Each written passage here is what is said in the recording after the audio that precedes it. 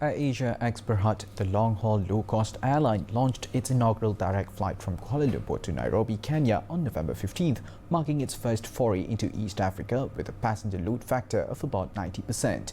Chief Executive Officer Bernama said AirAsia X's 4 weekly flights from Kuala Lumpur to Nairobi are currently the only direct flights connecting Malaysia and Africa.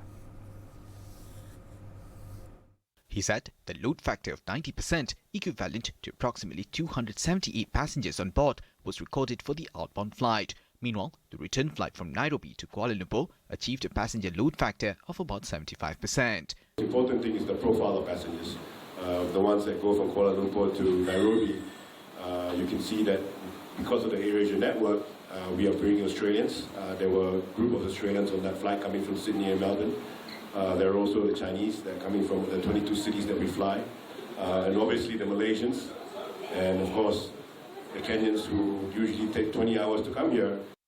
Bernama expressed confidence that if the load factor remains at about 85% for each trip, the target of carrying over 156,000 travellers annually on the route can be achieved and even surpassed. Meanwhile, in his earlier speech, AAX chairman Dato' Family E said AAX currently operates flights to more than 20 destinations from Malaysia.